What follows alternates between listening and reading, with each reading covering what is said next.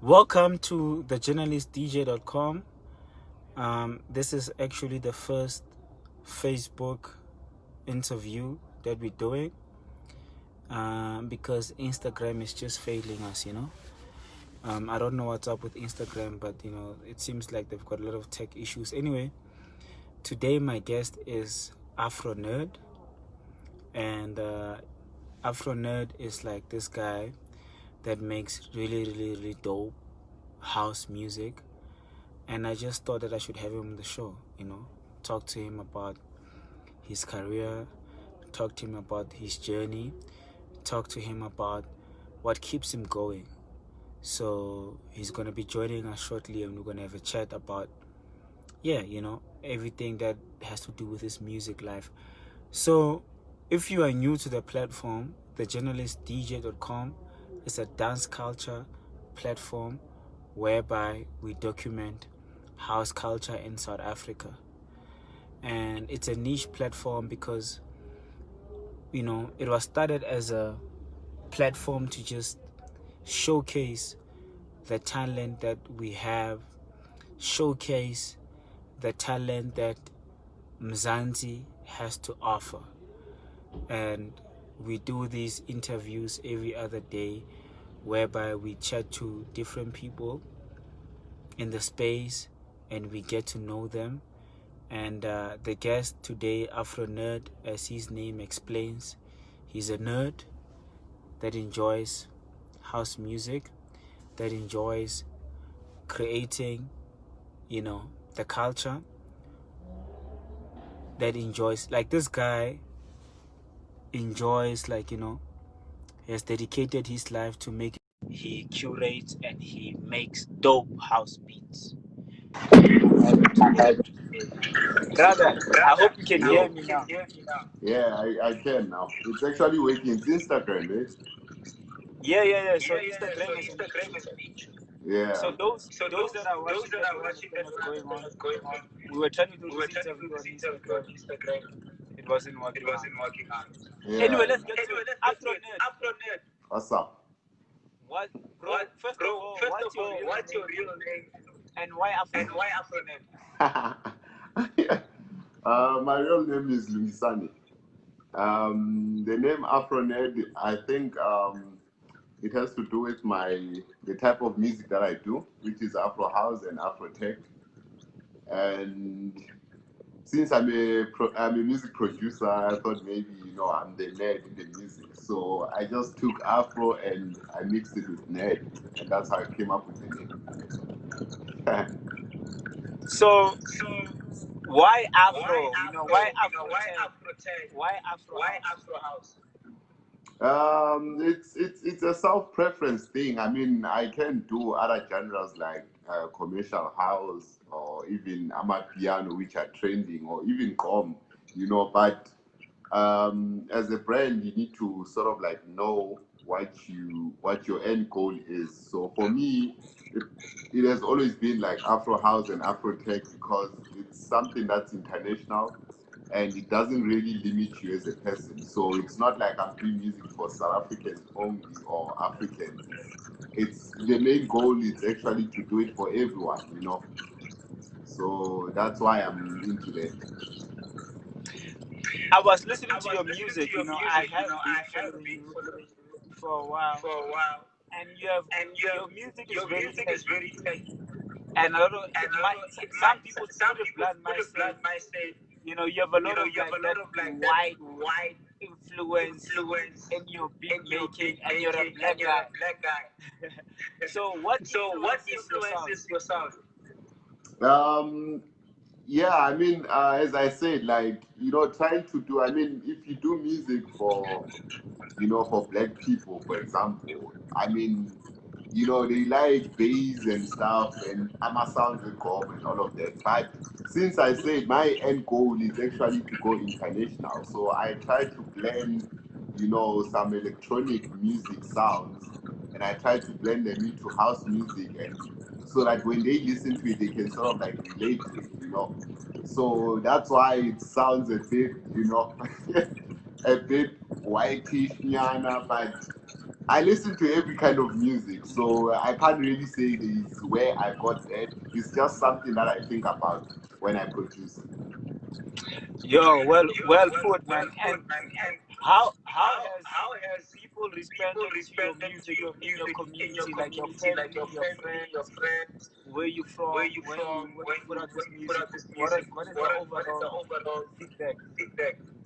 I have to say that the feedback in the community, that's dope. I mean, I don't know if you know, KZN is all about house music and especially Afro tech. It's sort of like the home of Afro tech. So the response has been like really good. And then back in Joburg, it's kind of like hard because Joburg they follow trends, so you can't really say they feel your music. However, there is like that bunch of people that can say, you know what, yeah, you're a dope producer, I love your music and stuff, but you don't really see it because everyone else is chasing whatever that's trending. Every corner now you're hearing John Gate. That's all you hear. Mm. So here in KZN it's a bit different. It's nice because we breathe and we eat Afro house. That's what it is. You know. Wow, that's very enlightening. And then tell me, I know that Shimza is one of the guys that you look up to. Yeah. Who have been some of your influences, like guys that you look at and you're like, yo, I like what that guy is doing. I wanna follow a similar path. All right. Shimza is one of my role models. Especially the reason why I look up to him, it's not even like from the music perspective. I look at him from the business side of the music. So I like, how he has built his brand and how he has actually hosted his one man show to be what it is today. And then I also look up to someone like Black Coffee. Black Coffee, I look at his success in the music industry, like from when he's a producer, he's being a producer and he still is, and look how much he has achieved just from that.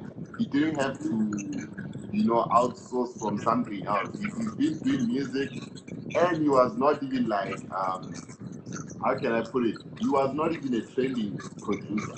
He was just like a normal producer, but his strategy, I think, is what I respect the most because look at him today.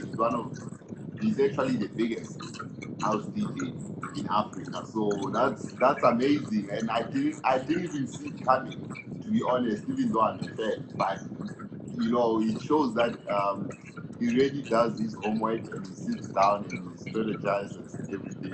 Yeah, but so yeah, man. Wow, man. Okay, that's dope.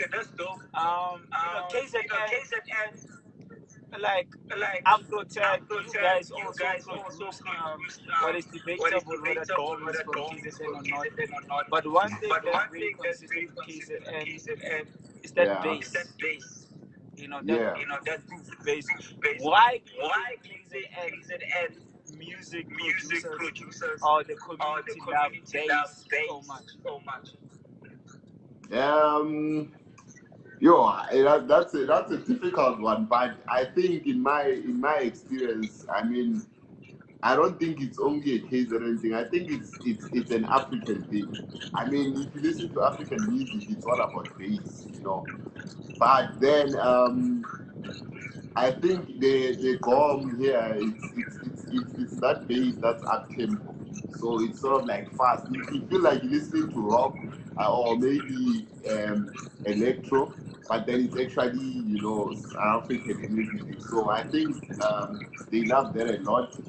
And yeah, man, I mean, it's nothing new. The sounds have always been there. It's just that maybe not in the genre of house music. So all that's happening now is bringing all those sounds, bringing them to house music. But they've been there. I mean, if you listen to other songs, globally, they've had that bass, but we just giving it more bass. You understand? That's what we're doing.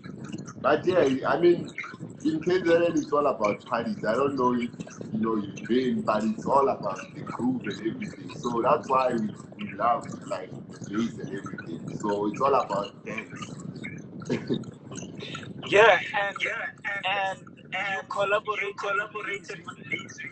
Correct me if I'm wrong, but I think that's one of your biggest songs in the industry. How did that collaboration come about?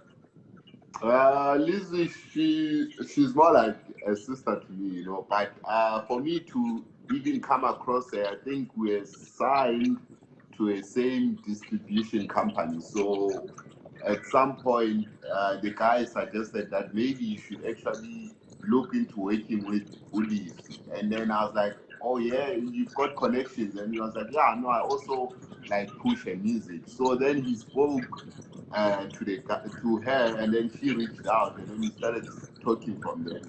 So we've actually worked on so many songs. It's just that I've got, I think there's 2 that are out, and there's 2 that are still gonna drop next year, because they were supposed to be in an EP, but it didn't drop this year. So it's dropping next year. So I've got 2 songs with her on the EP, which are really like dope songs, and I think those are gonna be my massive tunes. But for now, yeah, I think the one that I have with her is my biggest at the moment.